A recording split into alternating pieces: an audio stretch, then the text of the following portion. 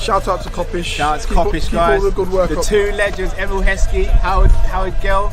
Can't get much better than that, guys. Yeah. You know what to do now. Like, comment, subscribe. I'm with legends, guys. Kopish. Good evening, lovely people. Hope you're well. Hope you had a good weekend. It is Monday, and that means one thing. It's the Monday Night Live show. Hope you're all well. As always, when we get behind the mic, please make sure you subscribe, comment, and like. No football over the weekend apart from the Legends game. I enjoyed watching that. I'm not going to lie, I might be sounding a bit shameless here, but Steven Gerrard coming off the bench for the last 10 minutes of a game, I'm all right with it still. He's homegrown as well, you. So, I don't know. Just my humble opinion, but 10 minutes? Homegrown. So I don't know. That's just my humble opinion. What do I know, though? What do I know? But we have got some juicy topics to get into. Obviously, speaking of Gerrard, he was doing his best director of football impression yesterday with Jude Bellingham. We're going to speak about that. Going to speak about the Mason Mount rumours that don't seem to be going away. Also going to be looking at the Milner situation. But the first topic, which I think is a very interesting one and a very subjective one. I don't think there's any wrong or right answers here. It's going to be about how do we determine whether a player is in bad form or on a decline. So, Matt, it's a tricky one, but I say we get into it.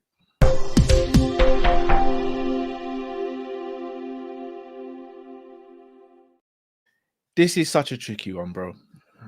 And the reason why it's tricky is because we've seen players come through bad form or what seemed to be a decline in terms of Mane, for example. A lot of people wrote off Mane. I don't think we wrote him off as a channel or individually, but we did say we don't know if he should be a starter. And granted, he wasn't a starter anymore on the left wing. He was a starter as a striker. So he is more of an anomaly to this situation. But there are a few players in the squad, and I want to kind of go through some names, bro. Yeah. And I want you to ignore their ages because I think, as we've established now, age don't mean nothing in a club team. It's 100, yeah. Of course. Mileage is the most key, I think, as well. Yeah. Trent. So these, I'm not going to ask your individual opinion, but I'm going to just name some players that I think aren't having a very good time of it right now. Okay. Trent. Matip. Virgil. Fabinho. Henderson.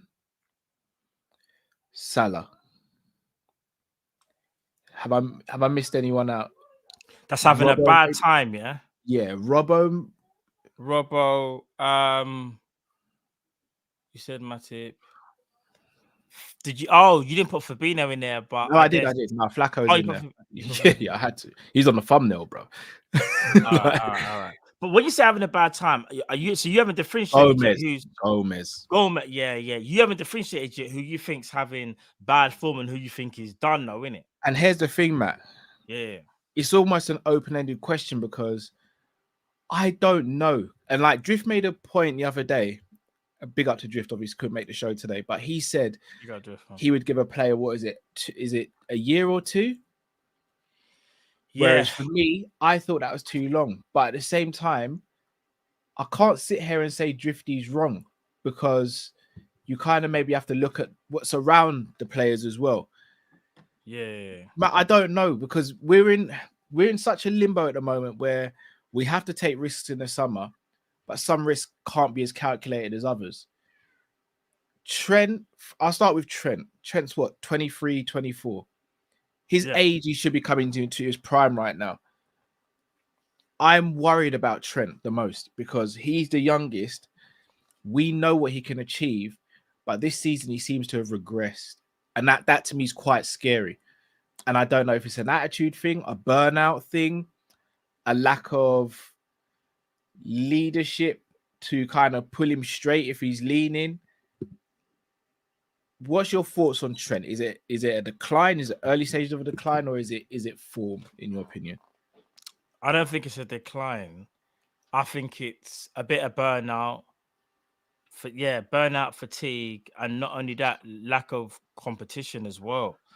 I think no matter how great you are, iron sharpens iron, and we haven't had that in Trent's position yet. Do you know what I mean? Like, I think if we look at it now, Simicast really helped Robbo. Do you know what I mean? Like, Robbo was going through a bad time. You get Simicast in, and then they both help like raise their level.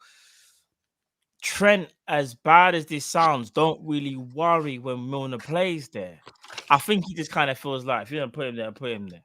I know I'm better than him, which is a bad thing to do, by the way. But I think it's more to do with the fact of he knows that Milner won't be a mainstay. He's not really going to threaten him. Yeah, Klopp might kind of pull him to one side every now and again and go, right, Milner's playing next game. But I think he knows long term he will always have that right back spot. He needs someone to compete with, bro. He really does, because I think if he carries on like this, I would say it's burnout, because I've still seen Trent play well this season. It's just few and far between, and his appetite as well, Cal.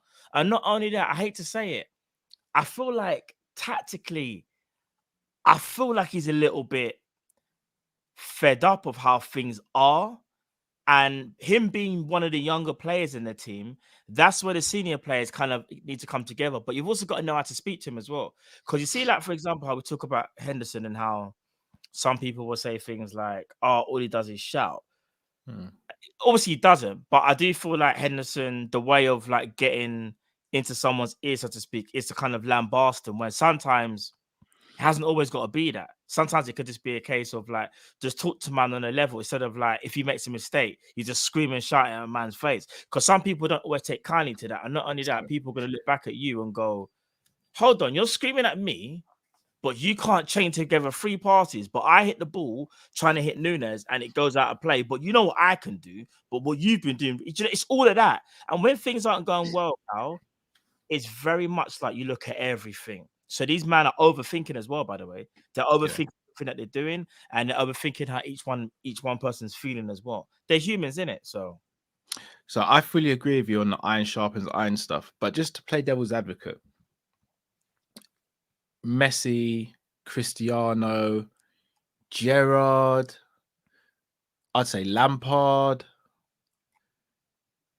I've named these players because they went through their careers almost knowing they were guaranteed starters, but they never lost that hunger. They never lost that ruthlessness. They never lost that willingness to win.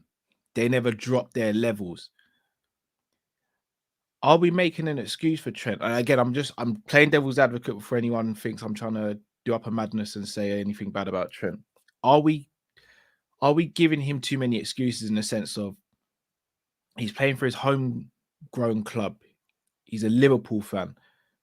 Many Liverpool fans, including ourselves, would bite your hand off if you could say you're talented enough to play for Liverpool. Liverpool want to play you. Bite your hand off. Are we making excuses for a guy who's just playing nonchalant because he knows he can play? And if that's the case, is he the sort of player we need in the squad? Because you kind of want players who are hungry regardless of their competition or not. If there's competition, even better.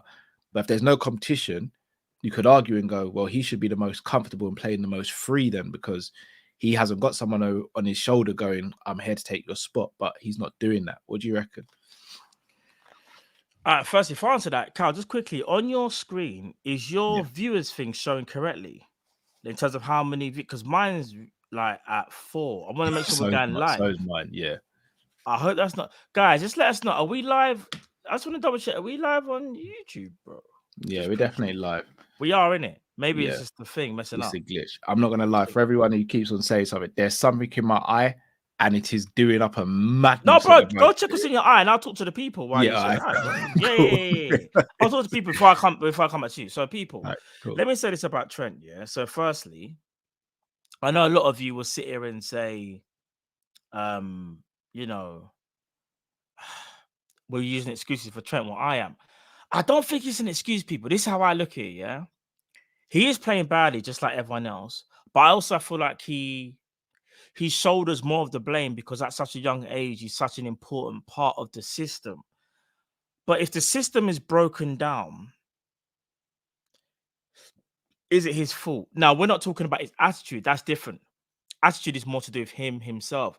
But you see, in terms of his performances, is it a case of because the system is just clearly not working? He's the one at most points are going to probably look like one of the worst because he's a right back. That's, I would say, you know, in Football Manager where you got competent and amazing or whatever. He's competent at defending, so he can defend if he needs to. He's decent at it. We know he's good at it if he needs to, but he's not amazing, right? Yeah. And he's always been like that. We know that. But one thing we've also known is that going forward, he's one of the best in the world. And what's so mad is we put him in conversations with like KDB and whoever for output in terms of what they give to the game. Yeah. I look at Trent Alexander-Arnold and thinking, look at him at a mileage he's done under Klopp. The attitude thing, that's a different thing. I do think that's him kind of maybe licking his own wounds. But you've got to understand, bro, the criticism he has had to take, he's getting more scrutinized probably than anybody in our team because he's kind of seen as our primary weapon, especially when the midfield aren't doing anything. So the midfield aren't even protecting and the midfield aren't supplying. So when you look at Liverpool, everyone always will look at Trent and go, well, look at Trent. He can't defend. And not only that, the thing's supposed to be good at, he can't even do. But that's a lot of pressure there for him to just bail us out all the time. Stop right there, Matt. I swear to God, I literally just wrote down on a piece of paper, too much pressure. Is there too much pressure on Trent, bro?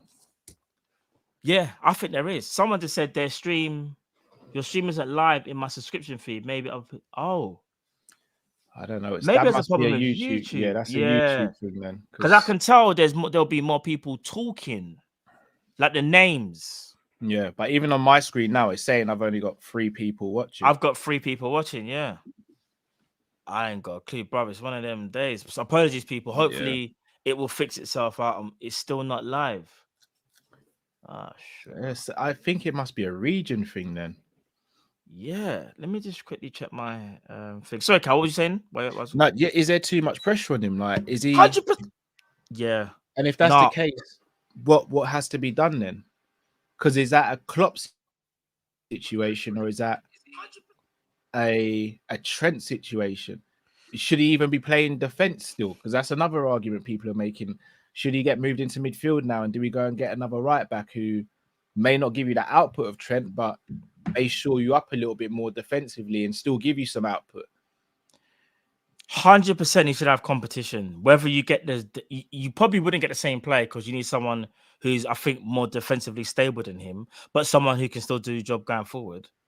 But in terms of like what we're talking, what was the key thing I said, Carl, before when you were said saying that there's too much pressure on him to deliver when the team's not playing well? All right, there is, because here's the joke, Carl.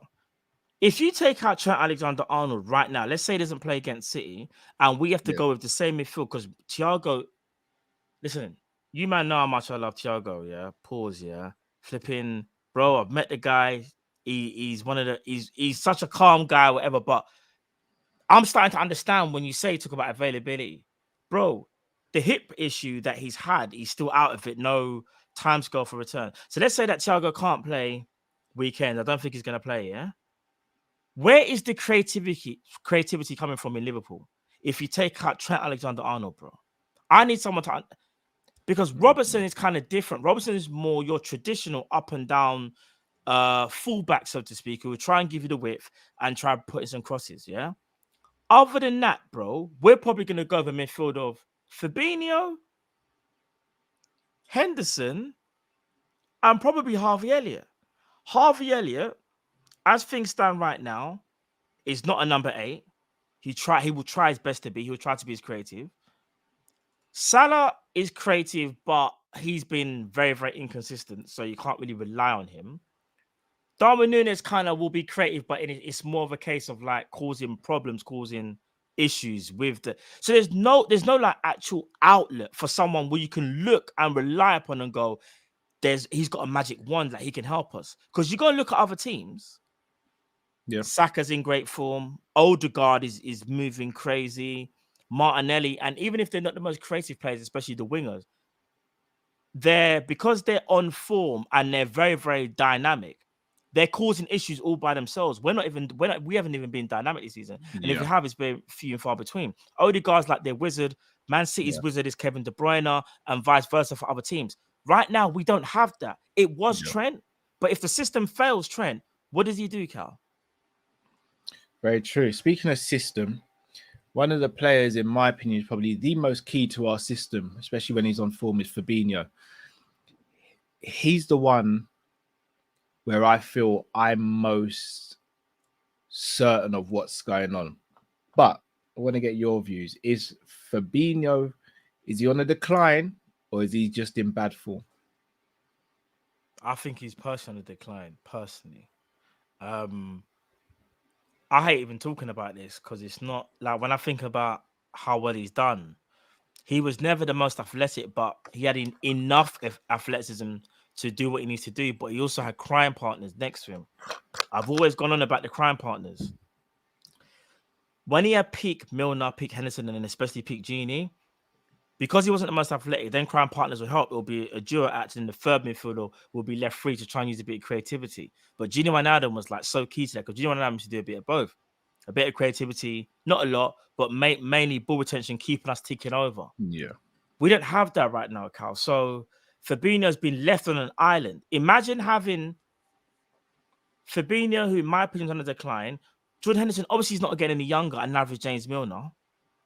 Harvey Elliott's really the only one, but again, Cal, as good as he can be, he lacks a bit of tactical discipline at that for that number 8. He does, yeah. And that's not his fault, by the way, because he doesn't naturally play that position. So therefore, you look at it and go, I hate to say it, but Flacco, yeah, like I think we'll be silly if, say, like another defensive midfielder was to come along. I'll give you an example. We would be silly to turn down Declan Rice, for example. Let's say Declan Rice said he wanted to leave and Liverpool had a chance to get him. Let's just say money was an issue.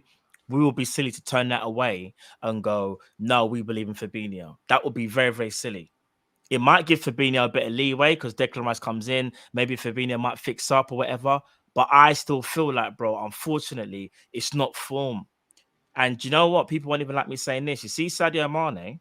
You know Mane is sort of like last season with us. He was so good, but I could still tell he was still on a slight decline in terms of how his playing style was. Because even though Sadio Mane was still amazing for us and obviously deserves to be in the Ballon d'Or, if you look at what he can and can't do, yeah, it's not me picking up Mane. I talk about it. I love Mane.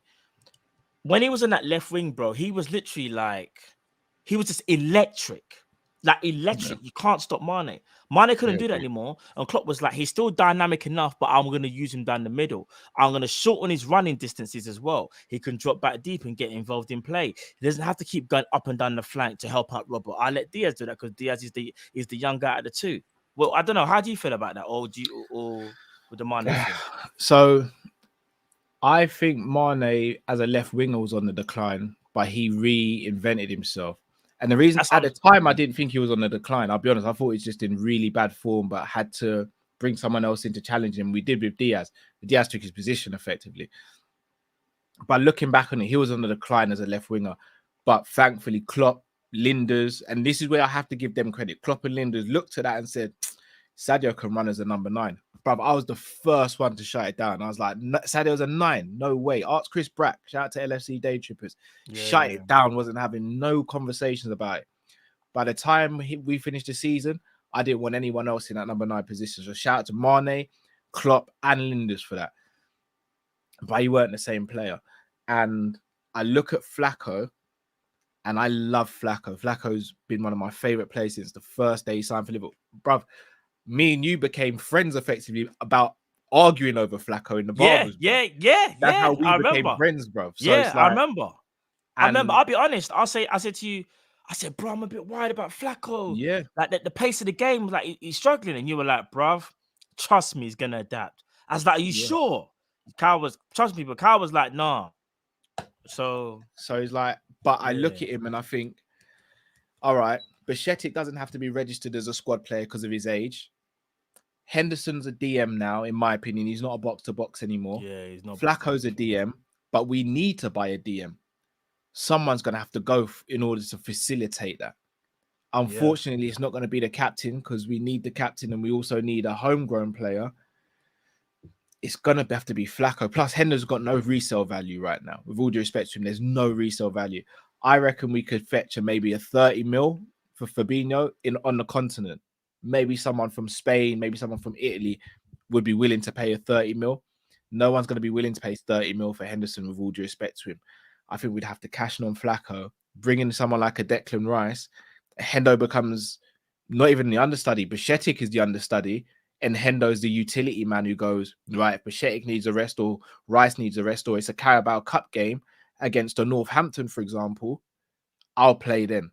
But for me, Flacco's got to go, because I think the indication of a decline for me is, and it's going to sound weird, but if a player can get themselves up for big games but can't deal with the quote-unquote smaller regular games. Flacco did brilliant against Man United when he played, and he did brilliant against Man City earlier in the season. But the rest of the games, he's been absolutely toilet.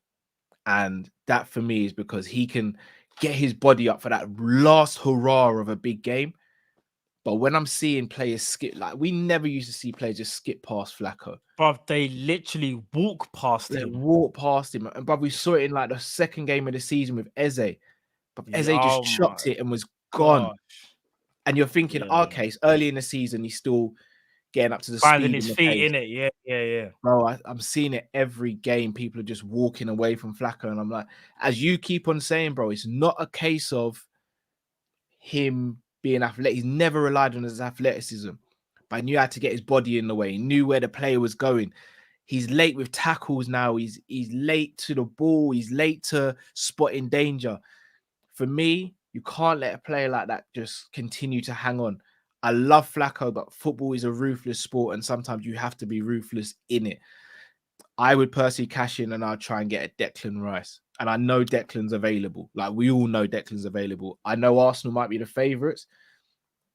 But if I'm Liverpool and we get Champions League, you can turn to Arsenal, you can turn around to Declan and go, they've got a Thomas Partey there. You might play in the 8, but it's no guarantee because Odegaard's the captain. So that's 2 positions gone. Who's to say he's going to drop Xhaka for you, because Arteta loves Xhaka as well. At Liverpool, he walks into our midfield and starts. You're 100% right. Do you know what this also brought up as well for me as well? I know we weren't talking about him, but you see Henderson, obviously, we're just quickly touching it briefly. That also brings up a wider conversation, because you see if his role does diminish, should he still be captain? Because that's another thing as well. Because I feel like, do you think so? Yeah, but not team captain. In the same, okay, team example. Yeah. If I'm not mistaken, Jamie, I use Liverpool. I was going to use Man United example. Jamie Redknapp, if I'm not mistaken, in 2000 and in like the early 2000s might have been club captain, but because of his injuries and lack of playing time, he weren't the captain on the pitch. So he can still go up and lift a trophy with the next man, but we now need to see who steps up and goes, I'm the captain, who's a regular starter now. Well, this I was going to say, who would you give it to right now? I know this is like the worst. The answer should have been so easy. It should have been Virgil, innit? I'm gonna be real. Should I tell you who I'd give it to? I know who. Let me guess. I'll bet I know what you're gonna say. Go on. Robbo. Yeah.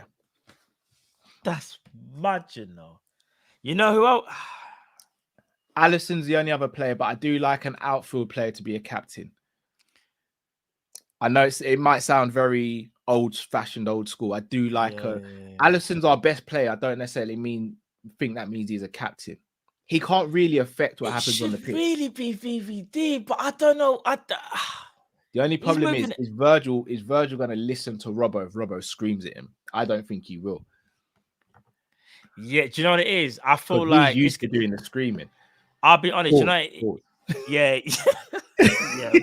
Big pause on that. Big pause on that. I feel like VVD's already sunned Robbo.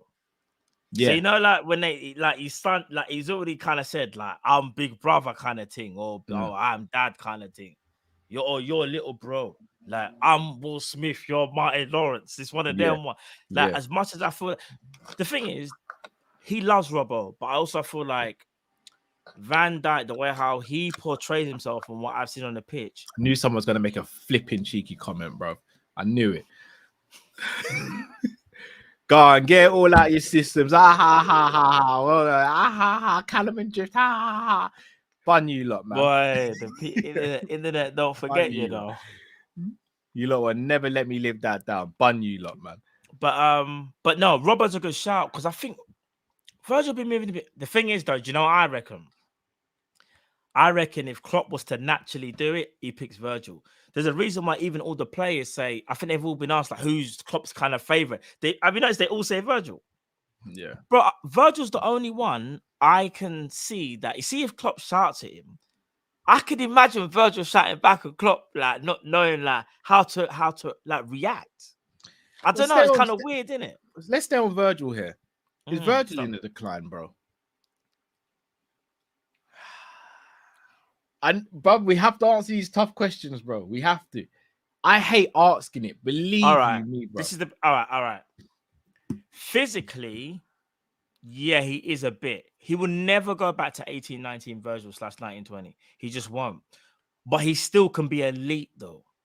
Because here's the thing: he doesn't have to do. Do you know when I knew Virgil was just different? When you see when Virgil's kind of fearless, like so even though Virgil's always had that style of like, I'm not gonna dive in, I'm gonna wait until the perfect opportunity to do something. There's two things that stood out for me. The game against Tottenham where he was caught between, remember when they had the counter with Sissoko and Son, yeah. Bro, you see right now, I think Virgil pretends he pulls a hamstring because he doesn't know what to do. But you see back then, he just knew. He's like, I'm going to wait for Sissoko to get it, foot him his left foot and deal with the consequences, yeah? Great defending. The other one was at the Molineux when Adama Traore looked at him and said, do you sure you want to race? And Virgil was like, race? I will blitz you. That's what I said. Bro, I don't know no defender that would even attempt to run like that and chase Traore. A lot of them would have got burnt. Yeah. Now I'm just talking about his athleticism, but that's the main thing I'm talking about. He can still read the game at a high level. He can still be combative. He can still be Virgil. But the athleticism, after that injury, we have to keep it a buck. He's not the same. And do you want to know something? Testament to him, what he done last season. Because last season, if you looked at it, you wouldn't even thought he had an injury. But I think it's the knock-on effect. He's even talked about how he's had to manage his body even more than knee and stuff. But maybe it could be confidence as well. Maybe he feels things in his knee that doesn't feel that he used to feel, and he's been a bit more careful. Even that little run. Remember when he switched off the other day, and he kind of said to Robbo, "You go and get him." Remember when he stopped running? Yeah, that wound me up a lot, bro. I'm not gonna lie, bro. I don't know if he'll never go back to 18-19 Virgil, innit? And that's a sad thing to say, but he can still be elite for the next 2-3 years, though. All right, he's that good. So here's what I think of Virgil. This might sound contradictory considering what I said about Flacco. I think Virgil needs a rest. He needs his minutes managed. I actually don't think Virgil's in the decline. Obviously 18-19, 19-20, we may never see that Virgil again, but that Virgil was 10 out of 10 defender. I still think Virgil can be a 9 or a 9.5 out of 10 defender, and he'll still be the best in the world if that's the case.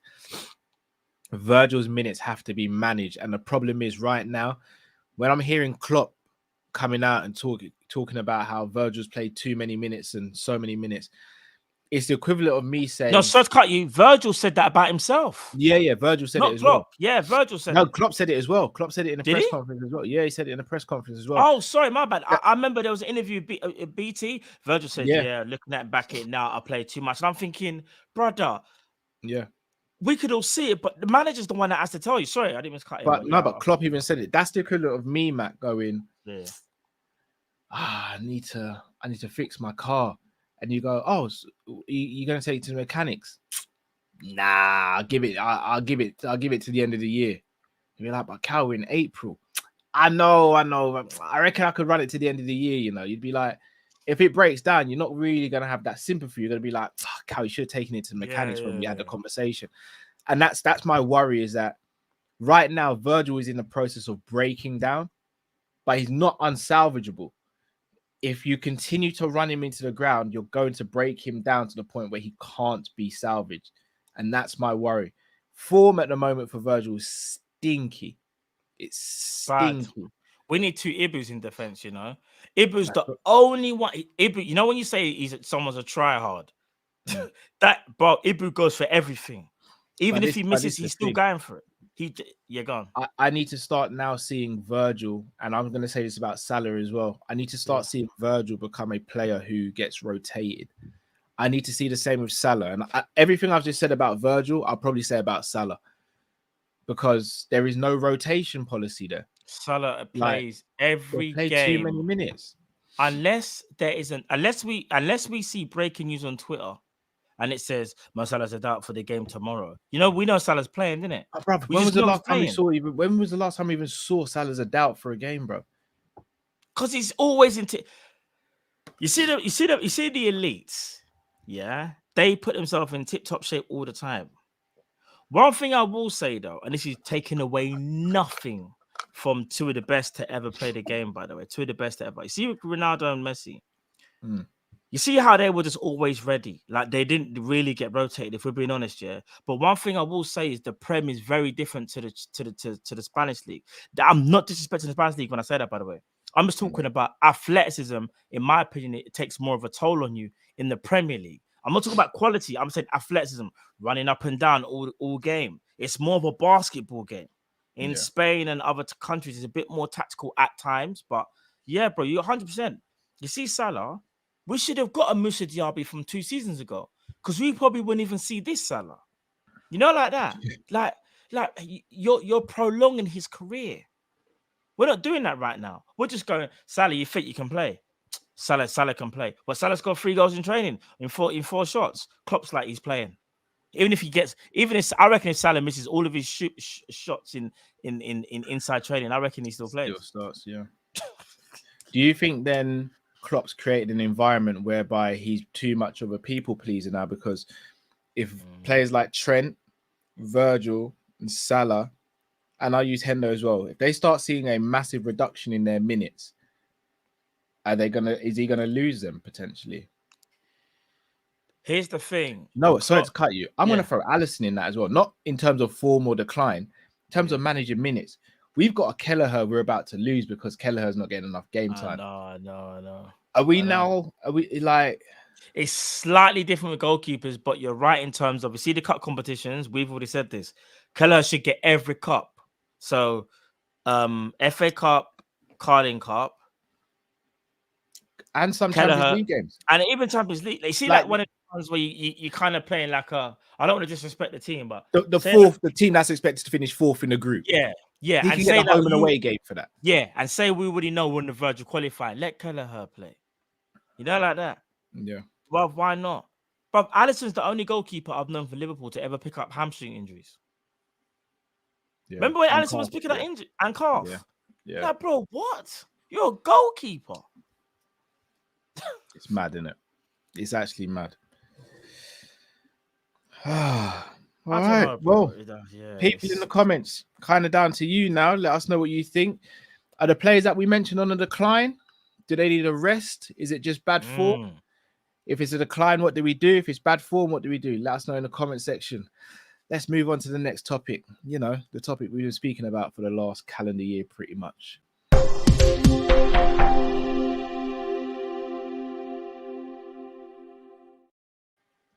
Steven Gerrard is our captain. Steven Gerrard is a Red. Steven Gerrard plays for Liverpool. Scouser born and bred. I mean, we don't have a director of football, but it seemed like someone yesterday was interviewing for it. No, Steven Gerrard's our director of football. They haven't announced it yet.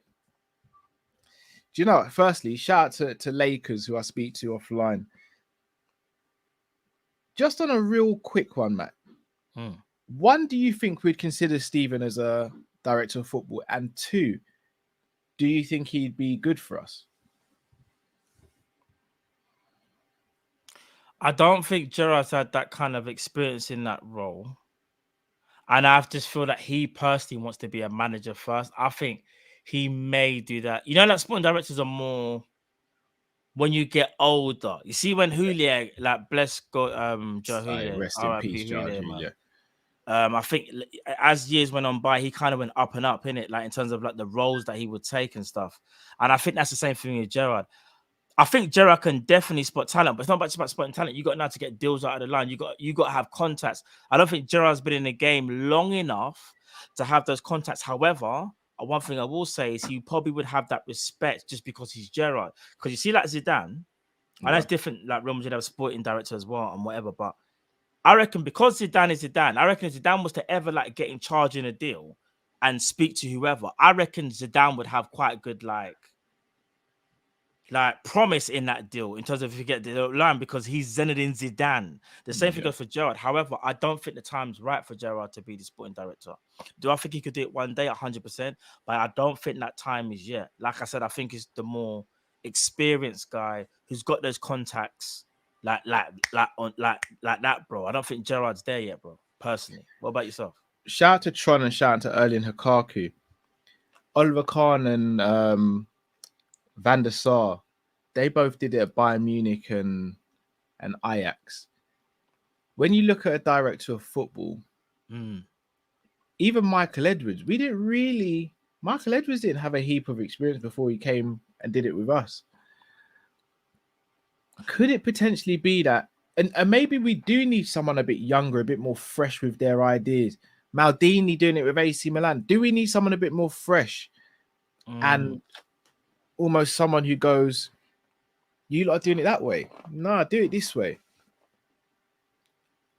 Could it not be the case where we just look at it and go, yeah, that person's experience, Ralph Ragnick's experience, we know he is. We know he's done a brilliant job, but let's be honest. If Ralph speaks to Jude Bellingham or Gerrard speaks to Jude Bellingham, no disrespect to Ralph, he's listening to Gerrard more. Like, yeah, but you could do that even further back, though, Matt. Like, remember, Bellingham's 19, though. So Bellingham didn't really see Gerrard.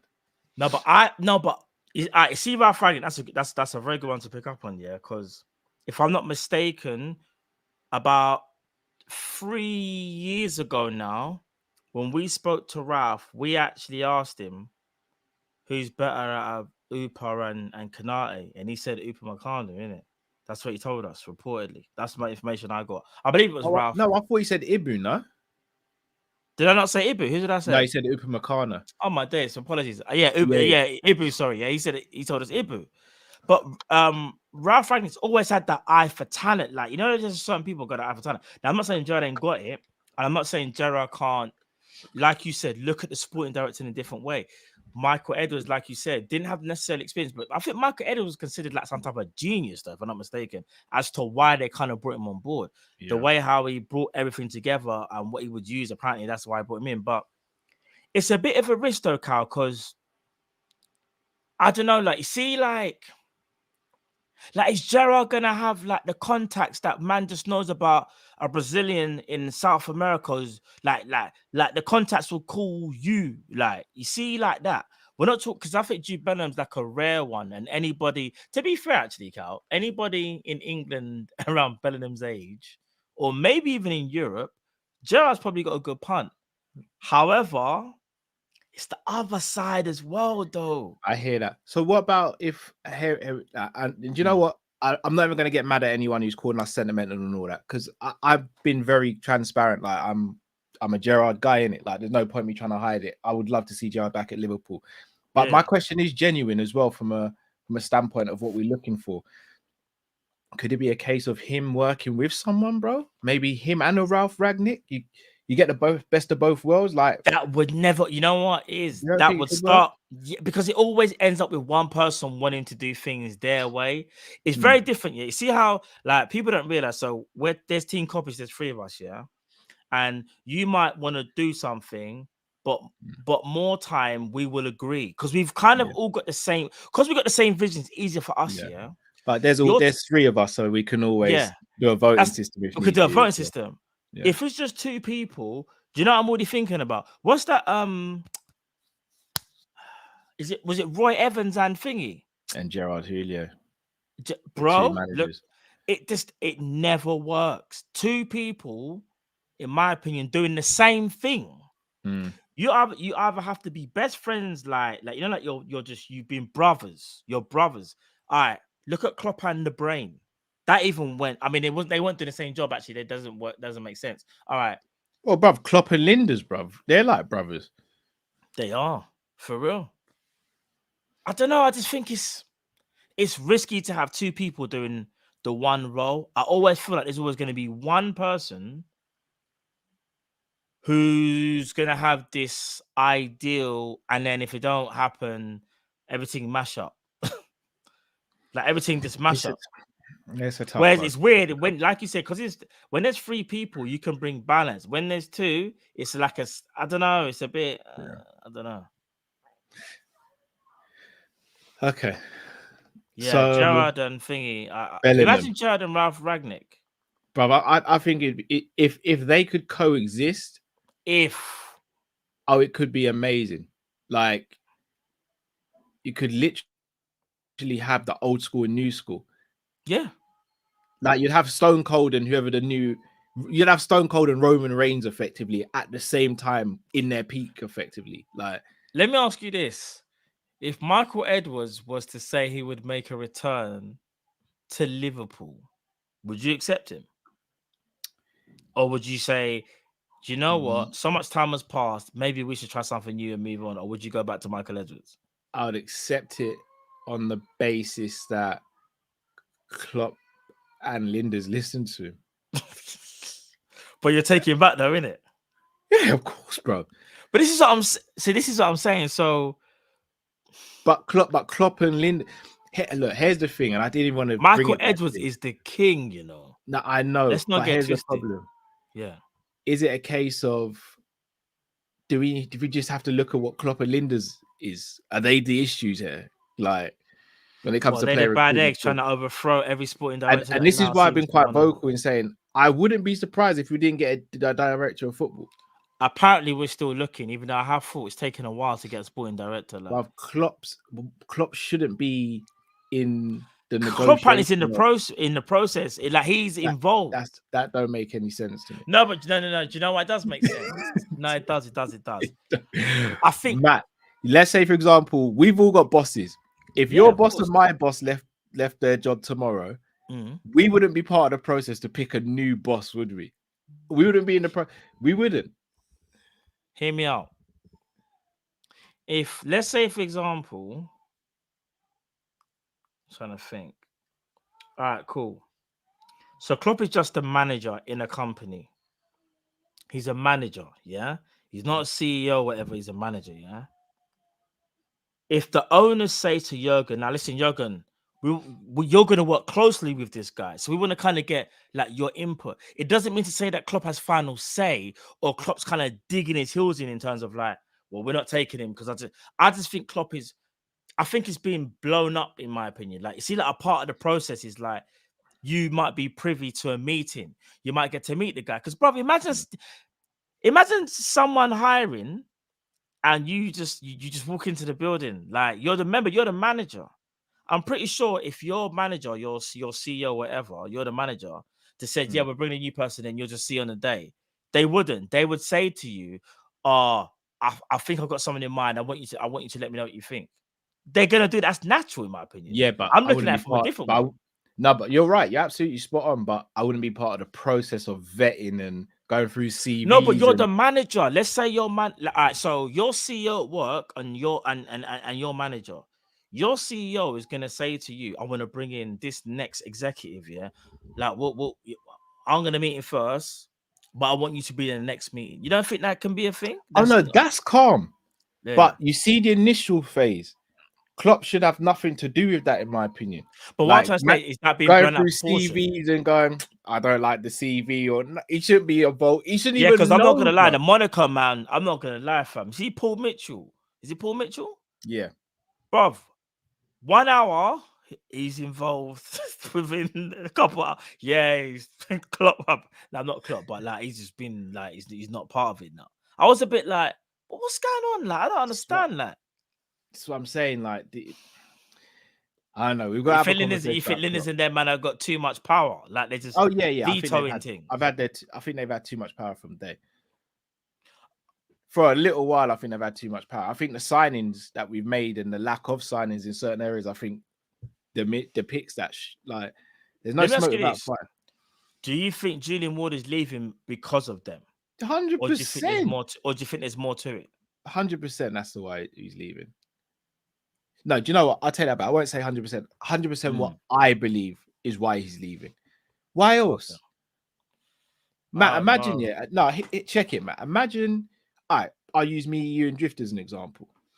Imagine we're all here, Mm. and every time there's a decision to be made, let's say I go, Matt, should we let's film at 8:30? And you're just like, nah, 8:15. Yeah, yeah, And I'm yeah. like, Yeah, no, but Matt, let's try 8:30. Nah, 8:15, and just like, nah, 8:15. We're not changing. yeah. If I hear that for like 2-3 years without like, and you're just ignoring everything, I bring you I guys hit. like dossiers, and I go, if we got 8:30 though, yeah, guys, we Man's can get bringing this. the Yeah, numbers and them we thing can there. bring in this, we can bring in that, we can bring in that. We might even be able to get a sponsor who could do this, and you lot just go, no, we I want hear that. I hear that. 8:15 only. And I go, why do you want 8:15? Because it's what I know. And I'm like, okay, cool, but what about if we tried it? Eventually, I'm just gonna be like, there's no point me doing this anymore. Yeah, you're gonna feel like there's no Remember, purpose to your job, innit? he's I not hear that. just doing this brand new, you know. He's been working under Edwards. Yeah, he has. So Edges was getting him he's ready, seen bro. the struggles Edwards has had and thought, okay, I'm gonna move in now. Hopefully, their mindset's gonna change a little bit. And bruv, we're doing up Milner contracts. Like, with all due respect, bruv, Edwards did not want Milner and Henderson to re-sign as long. Well, Henderson didn't. to re-sign as long as he did. He didn't want Milner to Didn't. re-sign. Yeah. He's getting overlooked with all these things. Like, you're gonna get fed Michael up. Edwards does. He was. You know, so mad, yeah. So Michael. shout out to Ensman TV in the chat. Guys, go and subscribe to Ensman TV's channel. Big up yourself, bro. Indeed. So, But did I want to say at Team Kopish, Klopp would be equivalent to more than a manager, Matt. That's not how it works over there. Okay.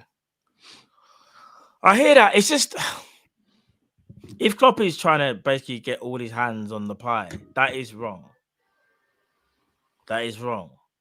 Because you're the manager. And I'm not trying to say you can't have some type of input, but it can't be a thing like you said, Carl, where my man is literally just picking the transfers and telling Julian Ward, no, don't worry about it. Like, they imagine they have a board meeting and Julian Ward brings up 6 players and Klopp's like, no. Me and Linda's was up all night. Pause. We got our own list. You know, them ones there. Their manager, they got their own list. I was on the phone. Right, we're getting Nunes, we're getting my man. And then my man's like, nah, Julian was like, we should have got Nkunku. And I'm joking. I wanted to rile at the people though. But I hear you. If a manager's got that much say, it is kind of problematic because be a great manager and be a great coach. When you start dabbling your hands into transfers or just having a bit too much say, that's where it becomes problematic. Because remember, I'm not trying to say Klopp can't get involved. Remember, it's a committee.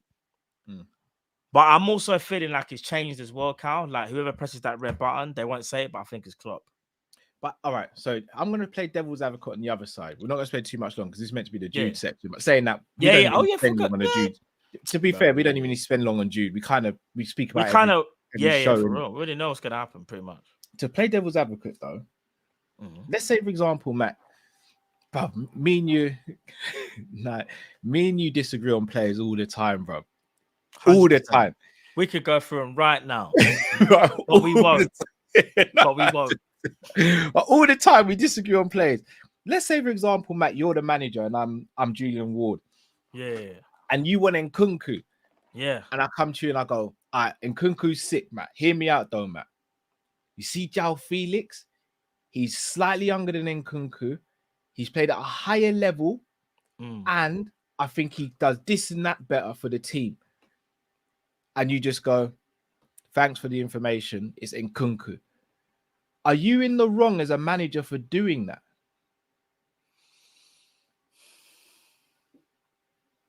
I've got to play both sides here because you're not. You know what it is. You're not. Yeah, you're not because you're the one that's now going to have to manage these players that are being brought in. It's having that balance, you know, Carl. Do you know what it is? Yeah. Let's say the last 3 players that I recommended, and I said to you, we should go for these players. It's all worked out. It doesn't mean to say the 4th one's going to work out. And I think that's what's happening.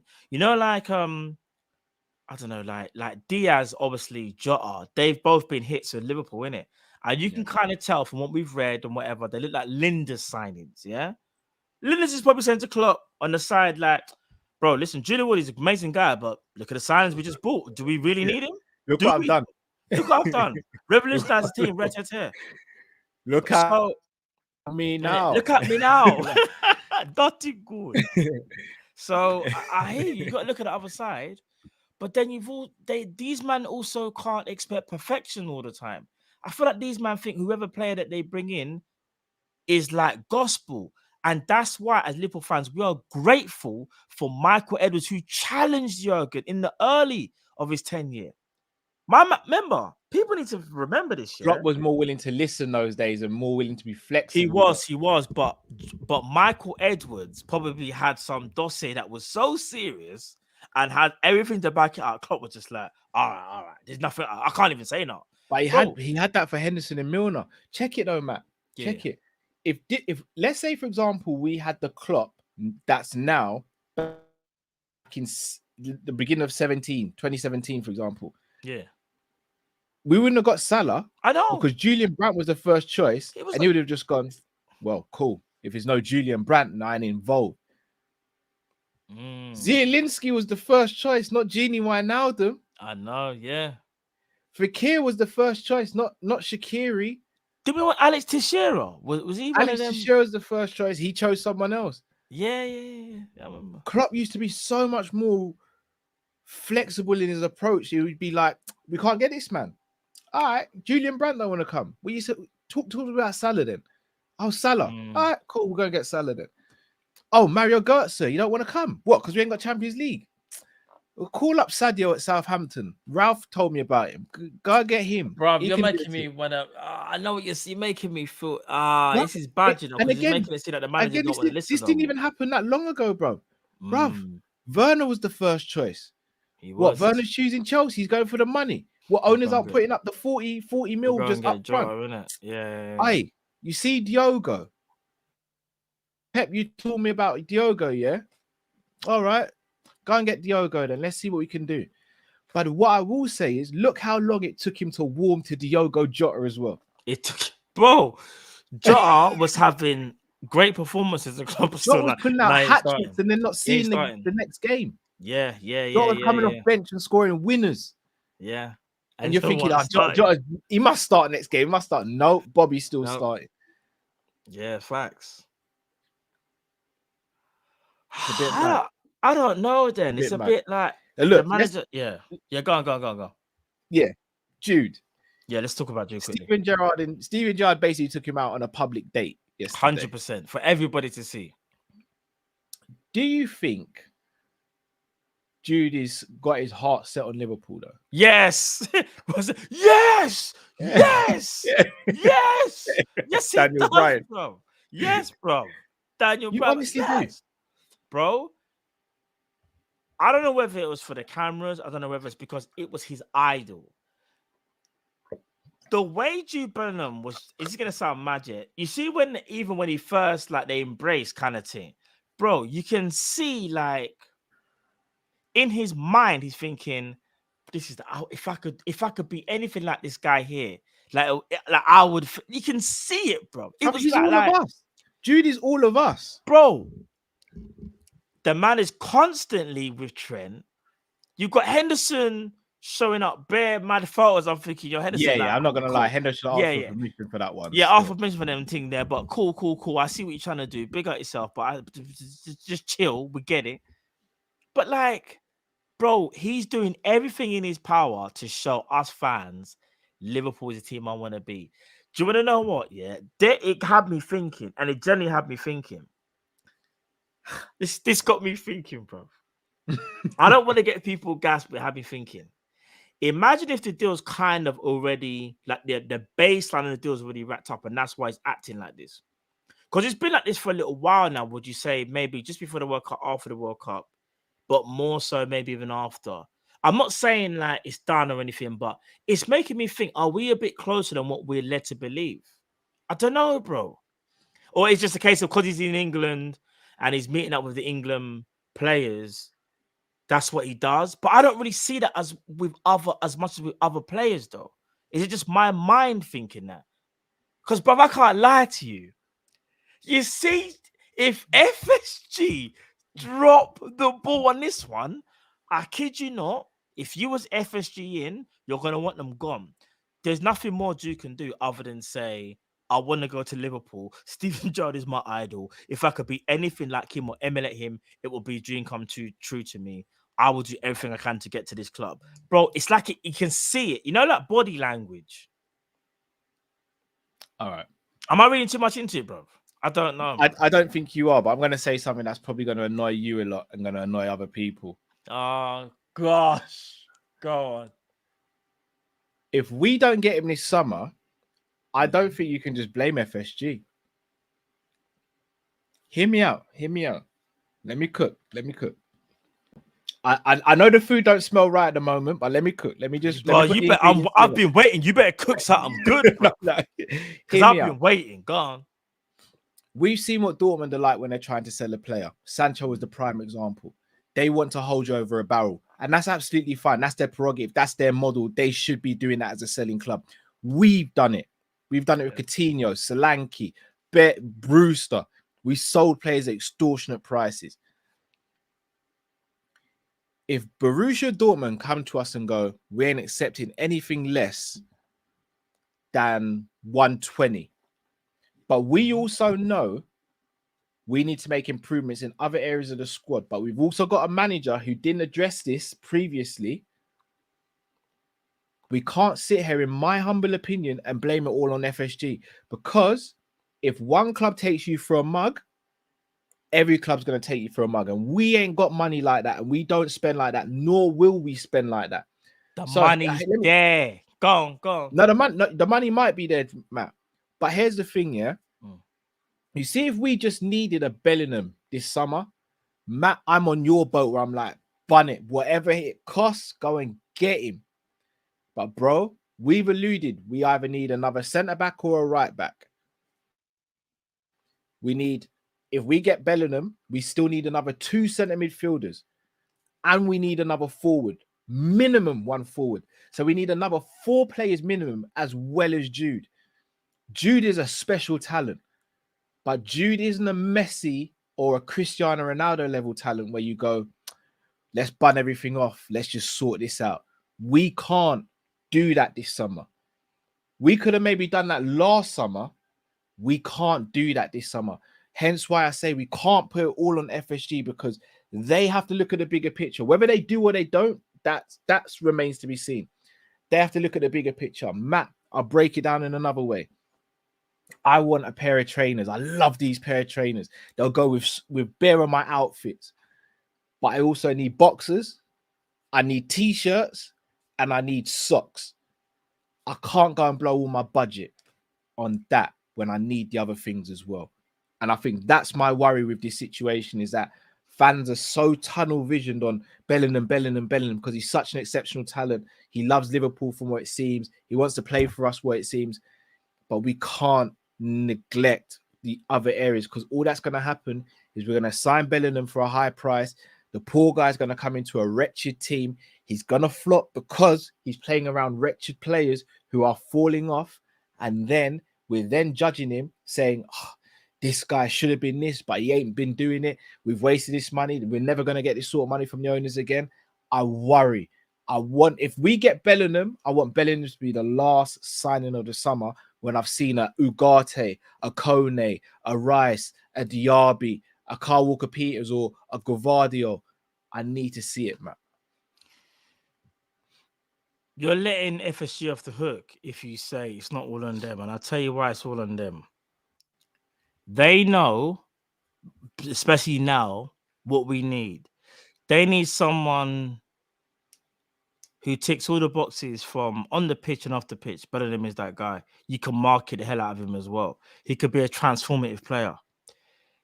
If FSG only get Bellingham and didn't get no one else, that's on FSG. That's not on Klopp. Klopp's already said like he knows what he needs.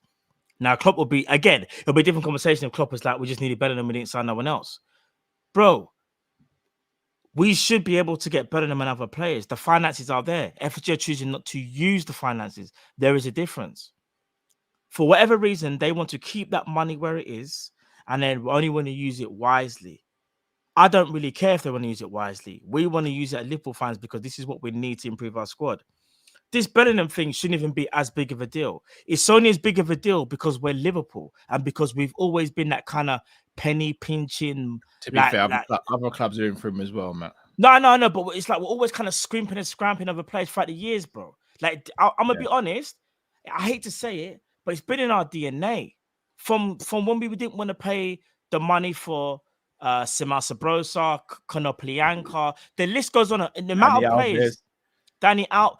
We David offered Silva, 8. They David wanted Villa, 12. Tevez. Bro, tell them we're even. And listen, I'm not taking nothing. FSG. I'm not taking nothing away from our club because we've had amazing players down our years, and I don't want to sound like I'm ungrateful at all. Because I rate every single player that's played for Liverpool. Maybe bar a few because some are a bit funny, but the majority, let's say 90% or 99% or whatever, yeah. But in terms of how we are, bro, we've always been this club. It's always been a finance issue. We've got owners that have multiple clubs, businesses under their portfolio, and probably do have enough to allow Liverpool to go and get what we need, but they're choosing not to. That's on FSG. That's not on Klopp. We can blame Klopp for maybe not signing players before 100% and maybe making the business a bit harder, but it's not impossible. There's no reason as to why Liverpool cannot go and get Jude Bellingham and go and get other players. Even a narrative like in the media has always been a case of, oh, well, if Liverpool get Jude Bellingham, a lot of people say, oh, but they have to really think about their budget because if they get Bellingham, they might not be to get nobody else. The money's there.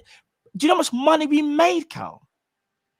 Like last season, there's money there, but you never guess what, Cal? They want us to repay, don't they? They want us to repay for stuff for the stadium and things like that. Repayments, like. As much as you can blame Klopp for not for not acting faster, I think Klopp has made it so clear that he wants Bellingham.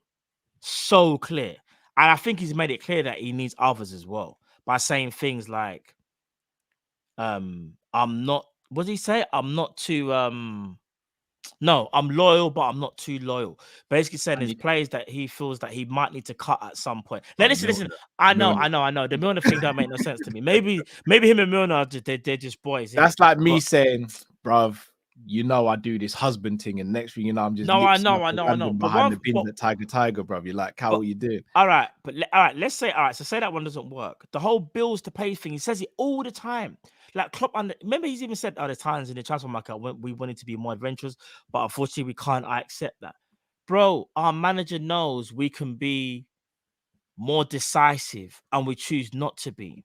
This Jude Bellingham thing is so frustrating because for literally, Cal, for any other supposed top club, Jude Bellingham is not a worry for them in terms of fee and putting together a package, because when you're a top club, Cal, you make it happen and you should still be able to still go shopping. Do you get what I'm trying to say? We're doing that whole pity thing with Liverpool, like, we look at our budget, look at our owners. And I understand that because you got to look at the history of Liverpool. But, bro, this is why when I'm more FSG out than ever, I don't want to make it about FSG, but if I can see there's money there, and I understand how business works, if you've got 600 million, it doesn't mean say you got 600 million in transfers. It just means you've made 600 million, and it depends where you want to use those resources, right? It depends where you want to put that. But bro, you're telling me Liverpool can't put together a 300 million transfer key for the first time in Klopp's life? The money is there. They don't want to do it. We should be sitting here giving the owners a slack and saying, they had to think about other positions. Bro, they don't even know what positions are. Let's keep it a buck. Pause. Yeah, pause. Let me ask you a question, Matt. And this is for everyone in the chat as well. Shout out to Jamrock in the comments, because I was going to allude to this point. I spoke about this with Mason Mount the other day. He's played like almost over 300 games, is it? By the age of 24. Bellingham's almost played 200 games. By the end of this season, he would have played over 200 games, barring he doesn't get injured. Touch wood, he doesn't get injured, regardless whether he comes to Liverpool or not. We know 600 million. I didn't actually mean 600 million. I was just giving a figure. For example. Yeah. It wasn't actually a literal figure, bro. Bruv, 200 games by the age of 20 in a Klopp system. Is that smart? Is that wise? Bro, it will only be unwise if he's the only runner. All right. So, all right, check it then. I'm going to throw a question to you and everyone in the comments. What would you do this summer if these were the two choices? Yeah. One side, you can get Bellingham, Ndicka, Tillemans, and Zaha on frees. So Bellingham's the only player you put an outlay on. Or you can get Rice, Kone, and Diaby. What would you do? What, Manu Kone? Yeah. Only Kone we acknowledge here still. Yeah, I was just thinking that still. I was trying to think, was there another Kone? And I was like, no, there isn't. Say the first one again. So Bellingham, Ndicka, Tillemans, and Zaha.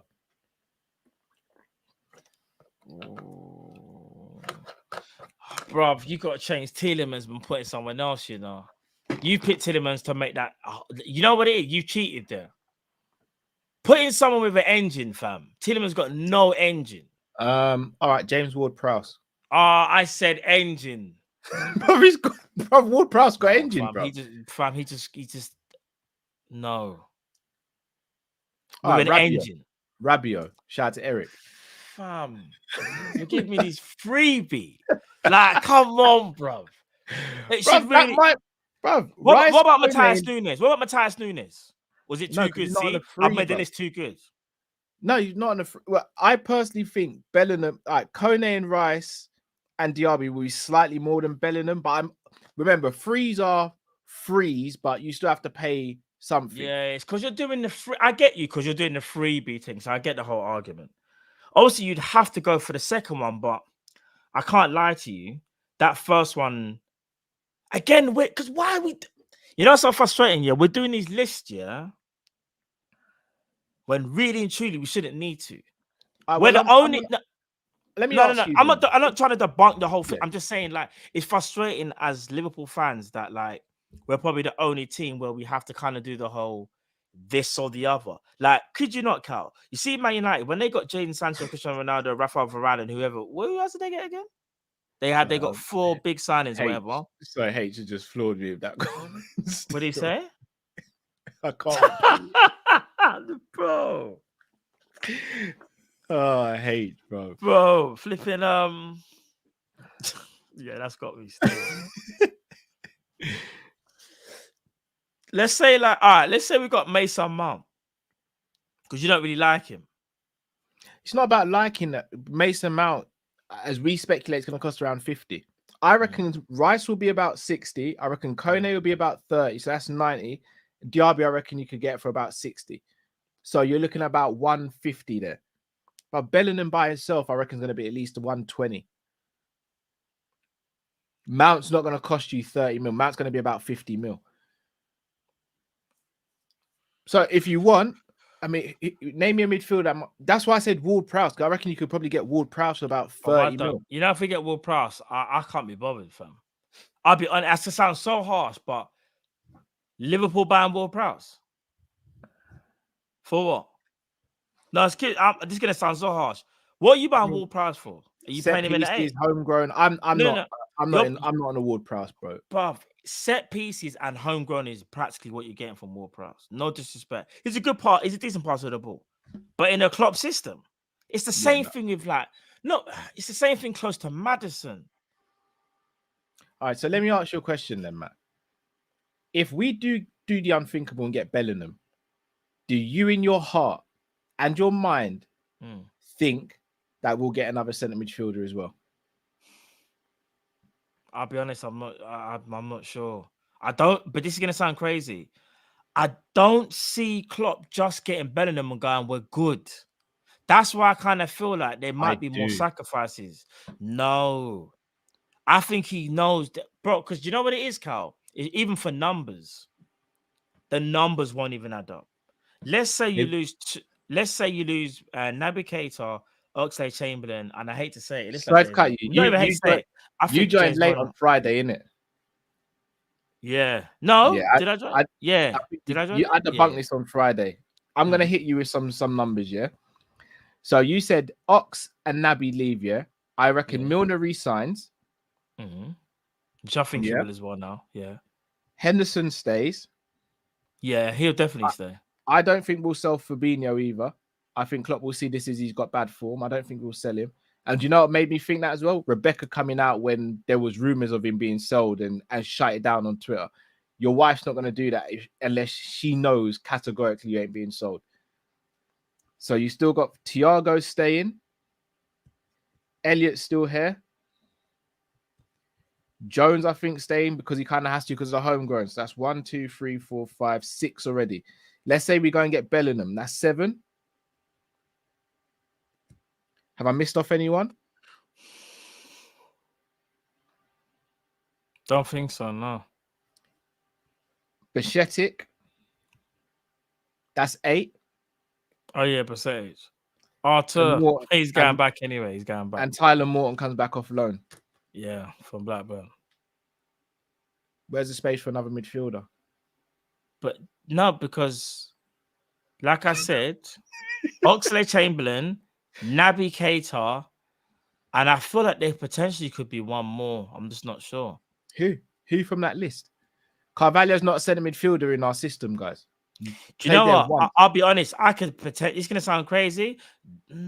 Curtis Jones, you know, there's some rumors going around about Bro, Mason Mount will take it. Let me give you an example. No, he won't. He won't. Why? Because Curtis is homegrown by the club. We need 4 homegrown by the club. If Kelleher leaves, we'll be down. And if Nat leaves, we'll be down too. We need Jones to stick around. Jones can't go anywhere. So you can't use so you're saying I'm saying Jones can't go anywhere this summer. But then we're in the mud then, innit? We're in the mud. If we've got to stick one of these players because of a rule, and not only that, everybody has to have these players, but you can improve upon it personally. I don't know, man. We're not doing it because of a rule. We're not. We're doing it because Klopp doesn't want to lose Milner and he won't sell any of the others.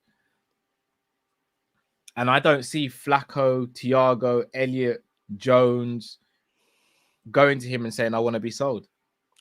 Like I said before, I said this last season, Milner needs to go. Like, I'm not in a rude way, like I needs to go, like get, but I think Milner's time is up, innit? Because Milner's actually taking up a space. If that's what you're saying, Milner's taking the space then. But the maths don't even math though, Cal. If we lose Naby Keita, Oxlade-Chamberlain, let's just say we just lose them two, and you just bring in Bellingham, you're telling me Klopp's gonna say, yeah, we're calm. All right, so knowing that when those two were fit, those would be the guys that he would play back in the day. Obviously, not recently, but all right. So I'm going to ask you, Matt, how many minutes do Ox and Naby play between them? No, but that's now because they're literally. But Bellingham comes in and plays more minutes than both of them combined. So effective in his mind, he's losing 2 players who, let's say, they put up a combined 1,000 minutes a season. Bellingham's going to play 2,000 minutes a season if he's fit, minimum. So he's not losing out on anything. If anything, in his mind, Ox and Naby's wage goes to Bellingham. So everyone's winning in his mind because he's bringing in a player who fully trusts, who fully wants, who's more fit and available, probably gives you more output than them two, and their salaries are off the table. So what makes you think that if we don't get Bellingham, that we're going to go and get Kone and flipping, who's the other one you said? I don't. I think if we don't get Bellingham, I think we only get Mount. I think we only get 1 centre midfielder this season. And that's if we only get 1 centre midfielder, we are so past toast. We're just a toothpick. That's what we are. We're a toothpick. Oh, jeez. Sorry, let me just debunk this.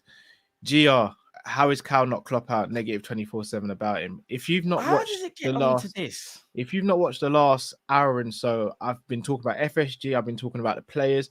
I gave Klopp and Linda's credit for reinventing Mane and for bringing in top players. I mean, if you can't sit here and criticize the manager of the team that you're meant to love, then really, what are we doing here? Facts.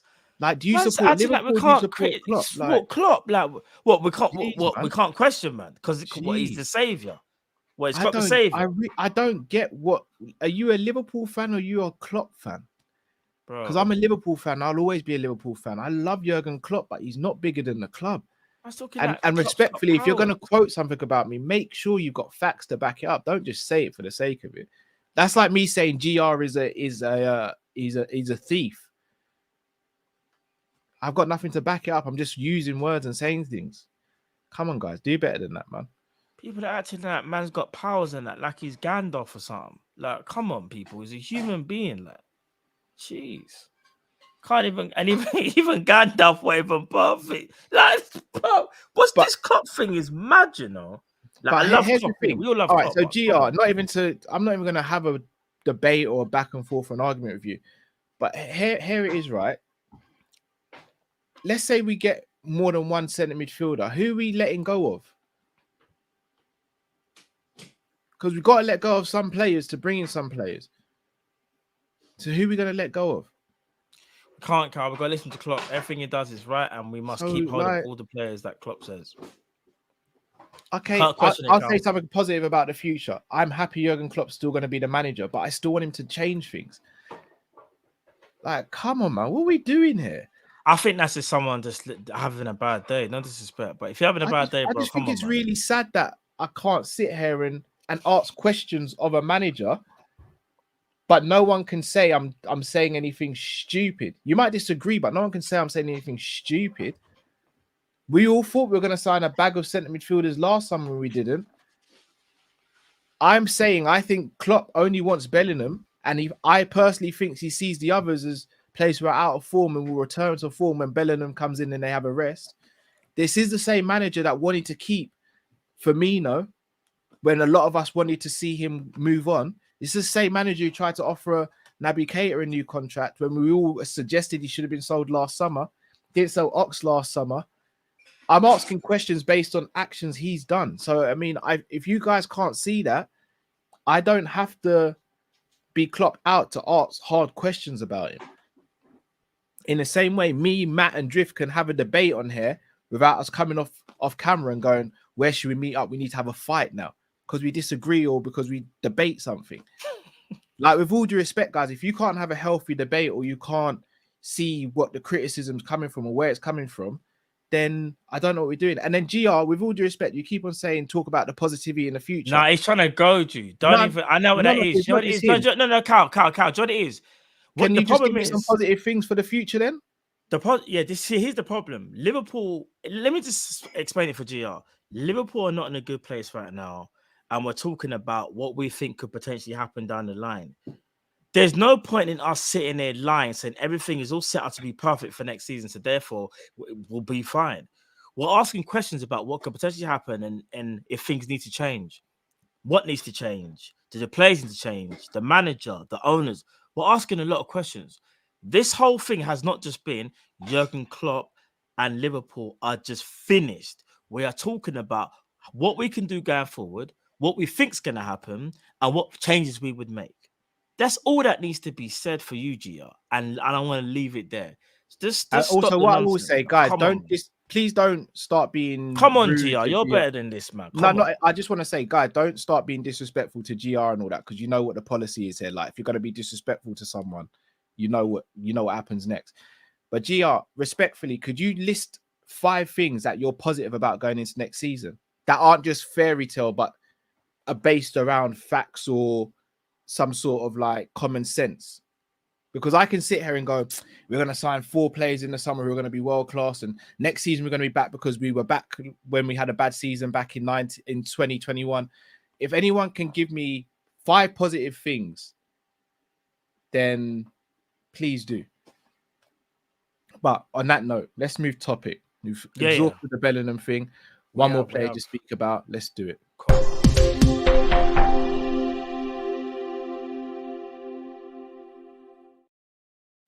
Mason Mount. So we go from one midfielder to one potential midfielder. Again, I'm willing to be proven wrong. I hope to be proven wrong. But I still maintain if Bellingham not the player that comes in, then I do think Mount is going to be the guy. If it's just just Mount.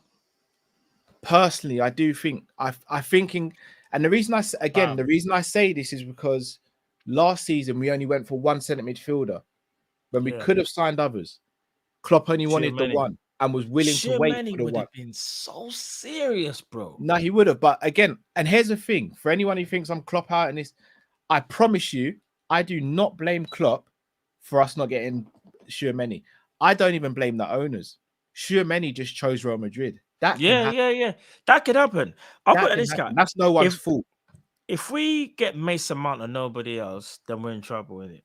I think Mason Mount, like I said, is a good player, but I don't think he's good enough to be the sole midfielder that Liverpool can sign. So if it was like you said, if it was Mason Mount, Matthias Nunes, and Kone, I think maybe something could run there. Or even if it was Kone and Mason Mount, I'll be like, oh, man, I wanted a bit more than that. But you know what? All right, let's see if it can work. It can't just be Mason, though. Do you know what I'm saying? Would you not say Mason Mount's the plan B, though? Bro, if he's no, but you know how I look at it? It's just my humble opinion. Even though he's got goals and stats for last season, when he again, like, kind of, he done well to be fair, but I look at his overall game, how he's affecting the game. I don't think he's better than a peak Ox or a peak Naby. I know people will laugh and say, when was their peak? But you get, I mean, when they were at their best. Naby Keita, you can arguably say last season, he had a very good stretch of games when he played very well, and obviously years before, but obviously very limited. And same thing for Oxlade-Chamberlain. But when they're at their best, I would still pick those over Mason Mount.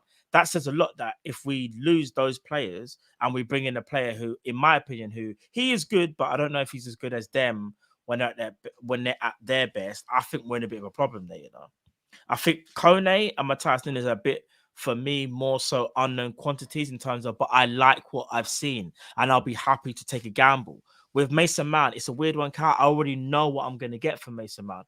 Again, like, I think he can fit the system. I think he can do well. But I think if we buy him, we're not sitting there going, oh my days, bro, we got Mason Mount. Like, our midfield is just revitalized. Here's another thing I'll say to you, Carl. Let's say we had the worst but best scenario. We got Jude Bellingham and we got other players, but they weren't in midfield. But Jude Bellingham's not in midfielder. I still feel like we would have this slight bit of optimism, even if it's kind of faded, that Bellingham, we hope, will make a massive impact in our midfield. I don't think we get that with any other midfielder, personally. Like, revolutionize. He could be a one-man bandit. No, what I'm trying to say is no one man can really do that in today's game, the way how the game is played now, so to speak. Yeah. But I feel like if there's one player we'd all look to and go, you know, when you look at the team sheet and go, you know what, midfield's looking a bit dead, but at least we got Bellingham can show me something. Like when we had Coutinho, I know it's a bit different, but like, do you know what I mean? Like, I don't know. What do you think? It's hard to say because one of the first things I think of is what's the style of play and the tactics going to be? Because if you're bringing Bellingham into the tactics we're playing now, this 4-3-3 where you're expecting your 6 to sort of marshal, but your 8s are just up and down, up and down, up and down. I think we're kind of losing a bit of we're running a bit of a losing battle. Whereas I think if you put Jude in a pivot or you give Jude a little bit more license to attack than having to defend all the time, I think you're right. But then the question becomes, Thiago's favorite side of the midfield three is the left. Jude's not going to play in the 6. That means he's going to play on the right potentially if he comes in and is a starter. If everyone's But there's fit. nothing wrong with that. Let's say, all I'm saying is this year. But I'm going to go with it. What's the situation with Trent and all that? Here's what I was going to say. Let's say you've got Bajcetic, Thiago, and Bellingham would be our first choice starters. Obviously, we want more, but would you be unhappy with that first choice midfield if they're all fit? But Bajcetic as a 6, Thiago and Bellingham. Would you be unhappy with that, or do you think that's good enough? Be over the moon with that.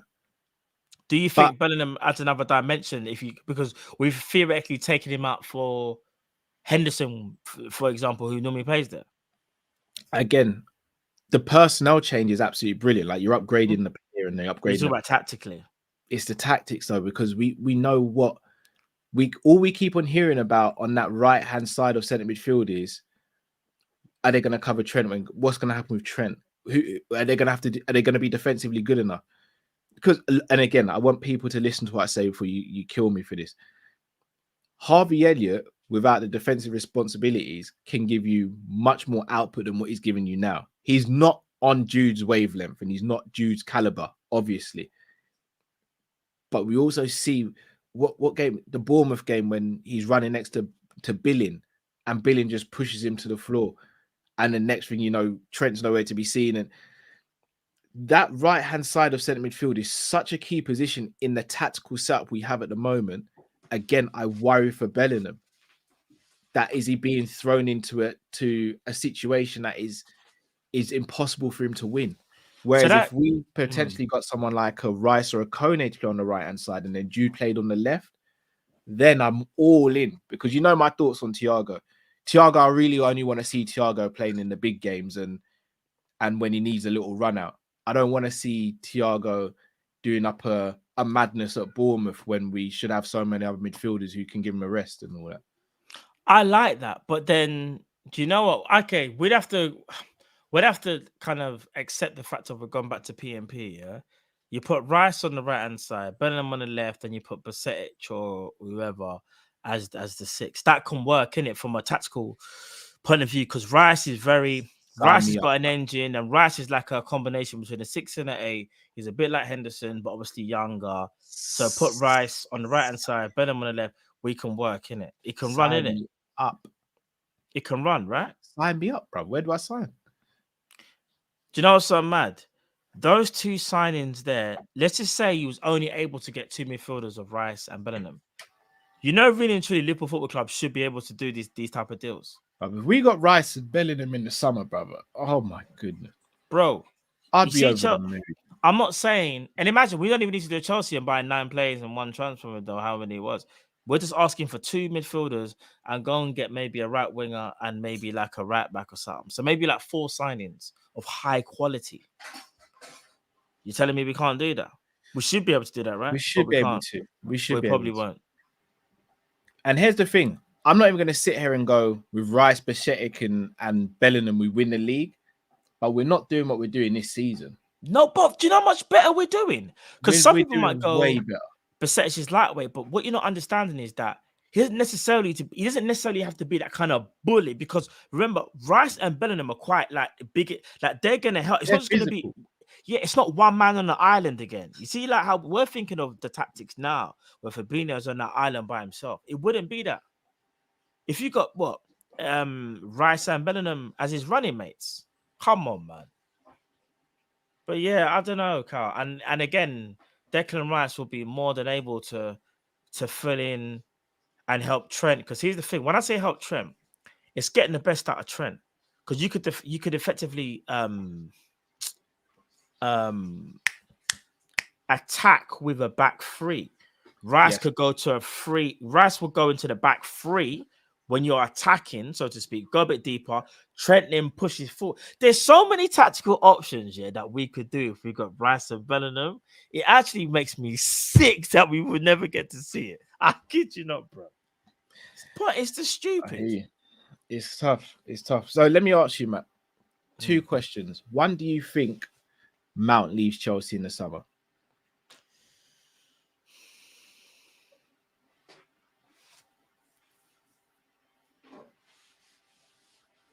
Honestly, I'm not sure. I feel like there's a lot being played out about him wanting to leave. I think he's just waiting for that right amount of money, and I think he signs personally.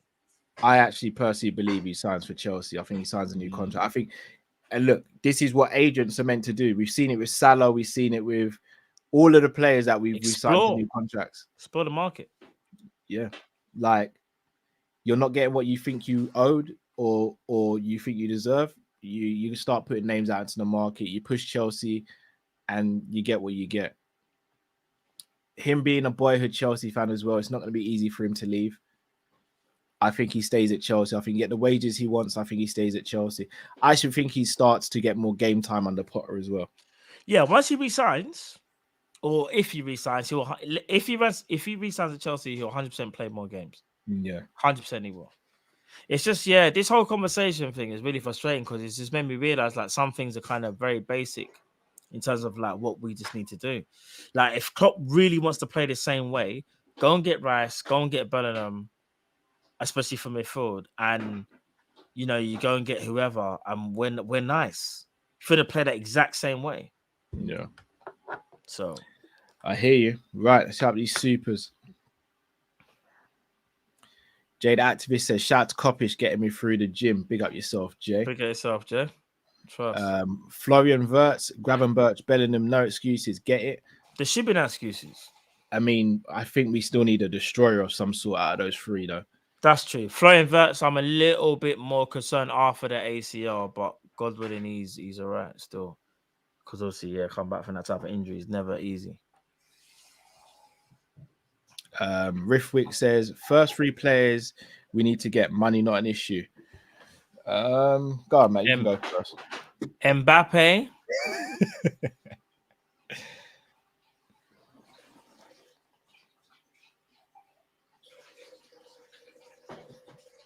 Money's not an issue. All right. Mbappe.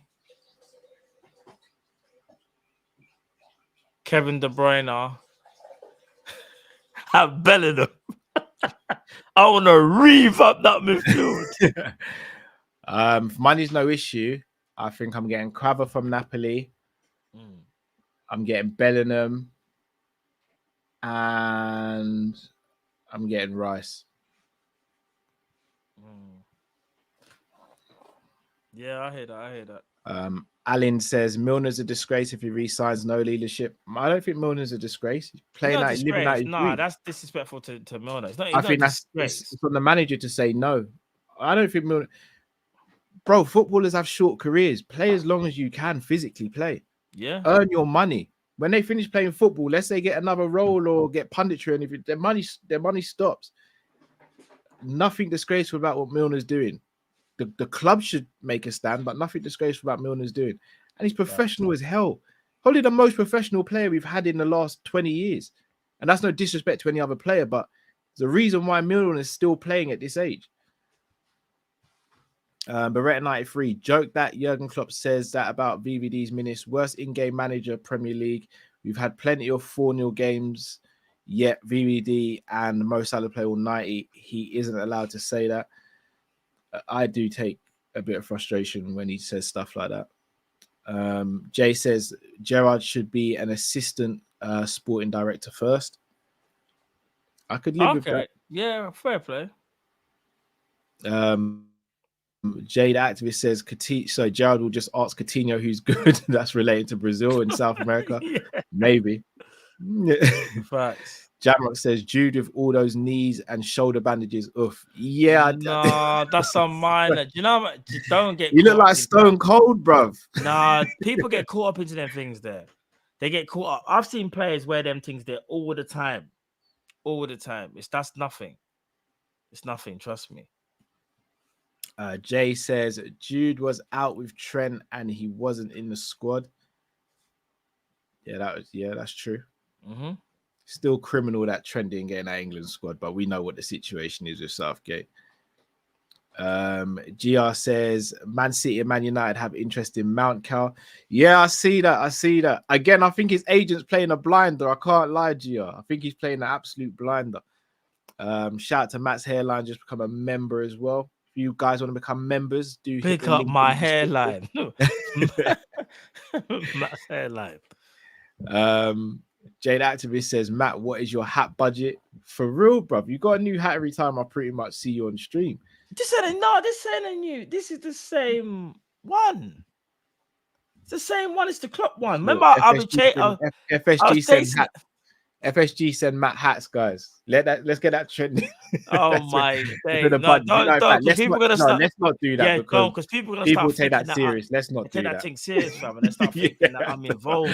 I don't need no drama coming to the show talking about where's this Matt Geezer with the hats? With the hats, bro. How come Matt's got? Why we signed Bellingham? Where's this Matt Geezer? This hat is cold. I can't even lie. Hat is cold, you know. Nah, if I was a hat person, I'd definitely get that one. This hat. I've got the other one as well. The other one still. I need to up the merch as well. Actually, no, I shouldn't even say that because if I get new merch, you're not going to get annoyed at me. Out of principle, I can't buy any new merch. Right? I'll be honest, yeah. Do you know what? I mean, maybe I've got my merch already. It ain't worn it yet, but maybe I've got it before all this kicked off. I'm just saying, but you know what I mean. Sometimes we've got to change out the merch and that, you know. Anthony James says Kone, Rice, and Diaby would be 180 minimum. Big up Kopish. They would be, but I think those three players would completely revolutionize this team. They really would, though. That's the thing. Carl, what was the most we spent when we bought Fabinho, Can you remember what the fee was? Even though it was Yeah, so that was Flacco was 40. yeah. Allison was, I think, 63 mil. So that's what 103. Naby Keita, we had Naby Keita, we 52. had agreed to deal the season before, but we had to pay them that summer because we had to determine how much they were getting paid, whether they're Champions League or not. So it was So I about think Naby 50. was 52. Yeah. So that's what And then that's Shaqiri, so that's Shakira's 13, if I'm not mistaken. So you're looking about 170 mil, I think we spent that summer. bro. See, you see that right there, what I just said? We need that again. Plus Virgil You know, came in. Virgil came in the January, which was you know when it's 75. like, you know when it's like one of them ones. It's like last with one more. You know, it's like one more last ride or the last ride. We Yeah, need the that. last We need to hurrah. keep. Klopp deserves that one more big. But and imagine we're just saying that for 3 people, but but if it's them 3 people, Well, football's inflated, bro. The price of players is inflated, bro. Let's not sit here, bro. I went into Sainsbury's today, bro. Looking, I shouldn't have been doing it, but I was looking at Mr. Kipling's cakes to have something to nibble on after I ate my lunch, bro. Back in the day, bro, we used to be able to get that for £1. yeah. What's it now? £2.50, bro. No, sorry, £3 for a box of Bakewell tarts, bro. No way. Man, I almost dropped the basket, bro. £3. Bro, do you know how close I was to opening the box and taking one Bakewell tart to the Yeah, I till? would have been. I would have been that guy that you always, you know, when you go, you know, if you ever go to groceries and you maybe it's the one last 2 and someone's opening, you're like, why would someone just do that? Just take one out. You can't have that anymore, hygiene reasons. I'll be that guy, you know. Yeah, bro. What? Wait, £3 for £3. Mr. Kipling. Yeah, £3, bro. There must be a raffle in there or something or some free. You must get a stamp where you collect the stamps and I don't know. There must be something, fam. £3 for Mr. Kipling. Yeah. Imran says the basket costs a £5 to hold nowadays. Bro, you know the bag charge. Like I think in Asda, I think they charge you. Is it 30? Is it 30p? Yeah, 30p for a bag, bro. For a bag. Yeah, I know, bro. Bro, today I had to walk with bare stuff under my armpits, bro, just out the shop, and I was thinking my pride won't let me spend 30p on the bag. There's bare times I come out the shop and I'm having to hold it like just in my hand, like, and I'm not paying for the bag, you know. Yeah, I'm not paying for the bag. Like 30 and no. I mean, it hit me hard, bro. Yeah. GR, just in relation to the question I asked, a refreshed Klopp, players back from injuries, new signings. The season is a learning curve. Ruthlessness is a must. Again, not even if those are your positives, bro. Again, more power to you. And I'm not trying to say that in a condescending way, so please don't take it. I just don't agree with it. I don't agree with some of those things there. But again, if that's your opinion, bro, I'm more than happy to hear it. I just don't personally agree with some of those things there. H says you man need to see John Wick 4. Probably forgot about the LFC drama. Yeah, I've been hearing about John Wick 4. All I've heard is that it's weekend. amazing. I need to try and catch that still. Gonna try and catch it next weekend. Mm. Because I need that. When I'm hearing it being compared, I think it was Tar. Shout out to Tar Mizzy. Yeah, was just saying we need to watch it, and then my brother was just all he's just been saying is it needs to happen. Like it needs to happen. I need to see John Wick, bro. I need to see it. I want to see Creed 3 as well. Actually, I want to see Creed 3 as well. I'm not that fussed. Okay. I'm not really a movie guy like that though, innit? Yeah. I'm not saying Creed's amazing, but because I've watched the first 2, I kind of just want to see the third one to see what I'm going in it. Yeah, no, I hear that. I can live with not watching it. I can't. Yeah. I need to watch John Wick. Like John Wick is like a master. John Wick is different though. John Wick is like if I don't see that cinema, I'm annoyed. Like yes, and even cinema, bro. I couldn't tell you that. No, last time I went to watch cinema. Last time I went to cinema was to watch Matilda with the kids. Okay, yeah. But apart from that, it was like years since we've been to cinema. Bro, you know I watched Thingy the other day. Me and the missus watched Black Panther the other day. Black Panther 2. Oh, is it? Yeah. Do you know what? Yeah. Bro, that film actually had like emotional, bro. It's emotional, bro. Yeah, bro. I had the lump in the throat, bro. I was sitting there like, yeah, Black Panther, taking bro. deep breaths in that. Yeah, man. They done well for what they had to do. They done as well as they could have. You know what I'm saying? They done well as they could have. Big up to the cast, man. Facts, and the writers and all that as well. Trust me, they done good. Right, Matt, got through all the supers and everything. Is there anything you want to say before we take the people out, bro? we're back on actually in terms of Liverpool, back on Saturday. Man City. Yeah, we'll have a preview out for you this week, guys. So make sure you switch Indeed. notifications. Early kickoff and out on a Saturday. It just never ends well, fam. Sorry, Matt's hairline. Just send your super chat again because I've gone through it and I've not seen it. And you guys know we've had a few issues. Sorry, H says Donnie Yen in John Wick is one of the coldest characters ever. I see stuff I like know that, Donnie bro. Yang. I know because Donnie Stuff Yang's now. like that, man. I need to see man. it. I need to see it. Nah, I can't wait. I need to see it as well. I might have a try to see it this weekend as well myself. I need to see it. Yeah, it needs to happen. I think it needs to happen. Trust. John Wick. You know? Yeah, sorry, I cut you. What were you saying, bro? No, I'm just saying that it's Liverpool back on Saturday, early kickoff in it. You know, boy, what can I say in it? Yay! Fun times ahead, it seems. People, if you have watched the whole show, please do smash the like button. Please do subscribe if you're new to the channel as well. If you haven't got through the whole show, why the hell didn't you get through the whole show? What is it? What's going on there? But no, do smash the like button. Do subscribe. Also, guys, leave comments below as well. Let us know what you feel and how you think. Again, debates are healthy. I have no ill feelings to anyone I've debated here, or I don't think you guys should have the same, whether it be in the comments. Obviously, guys, disrespect is a no-no, whether it's to us or to anyone else in the comments. Banter is always up for grabs, though. We know how it is, people. People, thank you for joining. Until we see you, make sure you switch on the notification bell so you know when we next go live. Matt's hairline says, Matt finally let me out of the basement for now. For now. And nice. Always a pleasure. Man like Matt. Until we see you on the next show. Indeed. Stay safe, stay blessed. We are Kopish and we're out. People. Have a good one, people. Bless you.